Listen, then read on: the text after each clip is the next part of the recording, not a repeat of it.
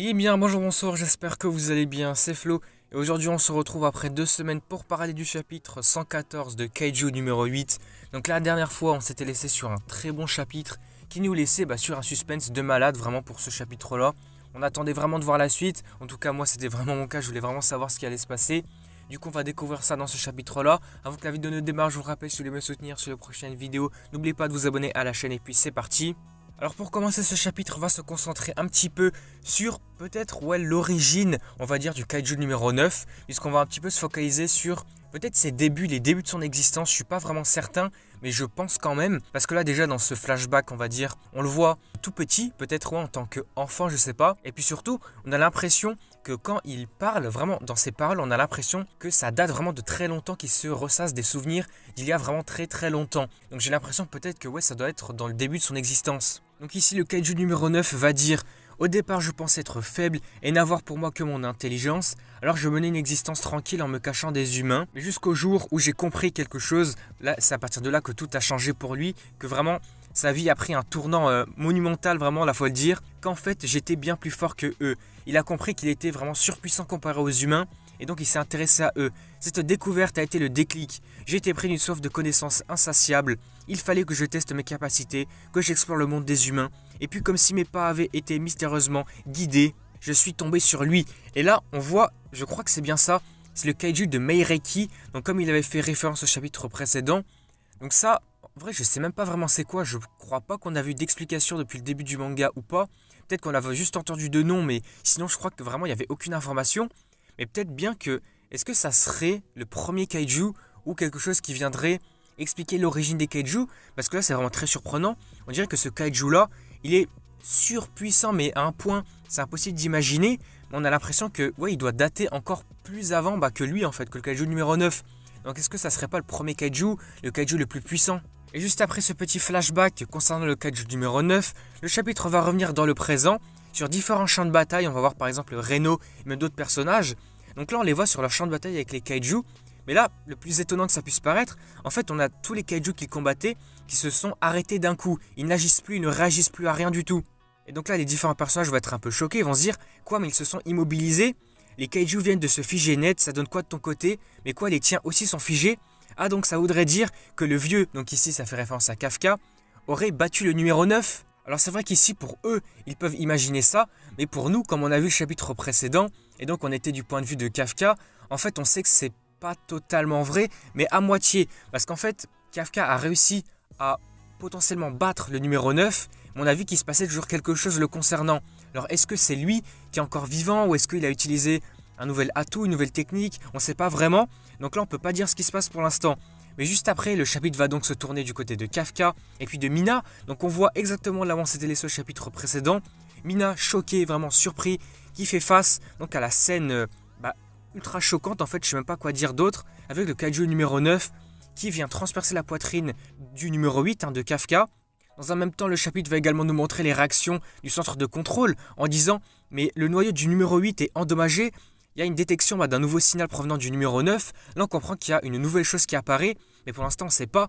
Donc là, différents personnages réagissent, mais comment son noyau est pourtant censé avoir été détruit? Donc là, le numéro 9 était censé être mort, donc comment ça se fait qu'il revient? Donc là, les gens demandent quelle est sa fortitude, quelle est sa puissance. Pour l'instant, on voit qu'il n'y a aucune information, c'est pas possible de l'analyser, on comprend rien du tout. Là, on comprend que sa forme d'onde est radicalement différente de celle qui émettait le numéro 9. Donc là, en clair, c'est carrément un nouveau kaiju, comme c'est dit ici.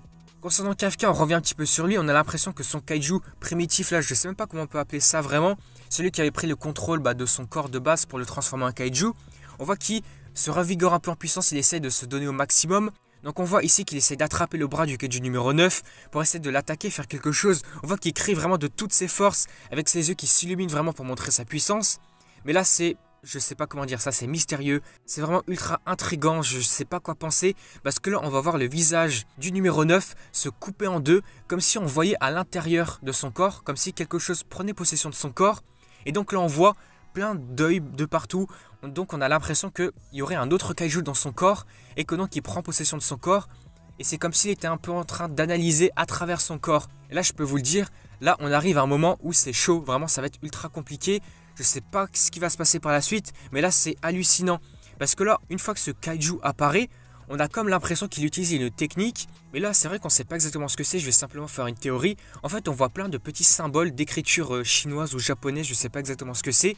Donc plein de symboles qui sont à côté du numéro 8 et de Kafka. Et j'ai comme l'impression que son pouvoir, ça serait de lire dans les pensées, lire dans l'avenir, ou peut-être lire le mouvement des autres individus. Parce que là on voit que Kafka s'apprête à mettre un coup de poing. Mais là directement ce nouveau kaiju va lui trancher le bras directement. Il n'y a même pas quelques secondes d'hésitation, il analyse, il agit directement. Et là c'est vraiment illustré, mais ce kaiju il est vraiment surpuissant. Parce qu'on dirait qu'il a fait une attaque toute simple, il lui a tranché le bras. Et puis surtout on voit une onde de choc mais monstrueuse, c'est vraiment impressionnant. Et là après on va voir une autre inscription, d'autres symboles qui vont cette fois-ci faire référence peut-être au mouvement du cœur, au mouvement du noyau de Kafka. Parce que là on voit directement ce kaiju venir lui trancher le cœur, venir lui trancher la poitrine. En grand c'est... je sais même pas quoi dire, c'est intriguant de malade, c'est fou. Donc là on voit Kafka se faire projeter au loin avec une onde de choc immense. Et là on voit donc Kafka, je vais essayer de vous mettre l'image. Là on voit Kafka au sol contre un mur, le bras tranché, la poitrine tranchée. Et là vraiment il est laissé pour mort en fait, on n'a plus aucune information. Là vraiment je pense, enfin j'ai l'impression qu'il est mort en fait. Et là on va le voir, les agents du centre de contrôle vont le dire. Mais en fait les signes vitaux du numéro 8 ont carrément disparu. Là en fait pour nous, lecteurs comme pour les gens du monde de Kaiju, c'est comme si Kafka était mort, on a l'impression qu'il est vraiment mort. Mais là on va le voir face à ça, Mina va pas perdre de temps, elle va se dire mais larguez-moi en fait les munitions au point F, comme ça moi je vais essayer de faire quelque chose, je vais essayer d'anéantir ses bras avant qu'il ne se régénère. Donc là on voit que ça va lui envoyer des munitions, mais en même pas l'espace de quelques secondes, je sais pas, c'est ultra bref, ultra rapide. Donc là on voit que Mina va prendre son canon pour essayer de l'utiliser. Mais vraiment, même pas 1 ou 2 secondes, on voit que son canon va être tranché en deux, avec une énorme onde de choc qui ravage tous les bâtiments autour, c'est impressionnant. Mina va carrément s'envoler aussi, on voit que vraiment c'est surpuissant. Et juste à la page d'après, donc on va voir vraiment la représentation physique, sa manifestation donc du nouveau kaiju. Donc là on le voit, il a peut-être 8 bras je crois, ouais c'est bien ça, il a 8 bras carrément, même peut-être plus, 8, 9, je sais même pas. C'est vraiment impressionnant, vraiment il fait peur ce kaiju, vraiment il fait peur. C'est la puissance incarnée, on dirait qu'il peut te tuer comme ça d'un seul doigt, c'est incroyable. Et là dans un même temps on va voir les paroles de Mina dans sa tête. Personne ne leur échappe, ce n'est jamais arrivé, ne serait-ce qu'une seule fois. Et là donc on va le voir, ça va se refocaliser sur le nouveau kaiju. On voit de nouveau des inscriptions, on voit comme des cercles, comme si le kaiju essaie d'analyser ce qu'allait faire Mina. On voit plein d'instructions sur elle, et donc on va voir les mots en fin de chapitre. Même les meilleurs finissent par se soumettre avec une petite case concernant le kaiju numéro 9. Donc est-ce que ça voudrait dire qu'à la base, le numéro 9 avait peut-être gagné ses pouvoirs grâce à ce nouveau kaiju, le kaiju de Meireki?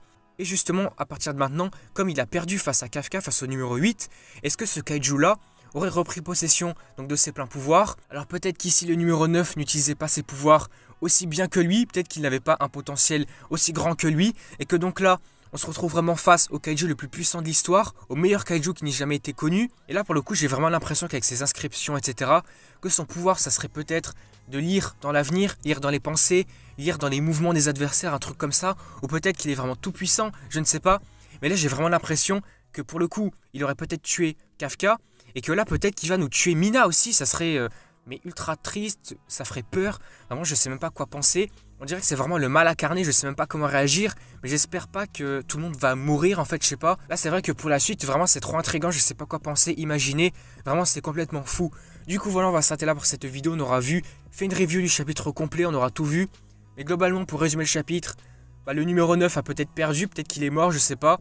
Mais en tout cas il y a un nouveau kaiju donc qui prend possession de son corps, ça serait donc le premier kaiju peut-être le plus puissant, le kaiju de Meireki. Il aurait peut-être tué le numéro 8, Kafka. Et puis peut-être qu'il va tuer Mina, je ne sais pas. Donc n'hésitez pas à me faire part de vos avis, de vos théories dans les commentaires.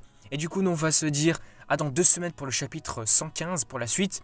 Alors si la vidéo vous a plu, n'hésitez pas à liker, à commenter, à partager comme d'habitude. Et puis surtout, n'oubliez pas de vous abonner à la chaîne pour vous soutenir. Suivez la prochaine vidéo pour le prochain chapitre. Et puis du coup, moi je vous dis à la prochaine.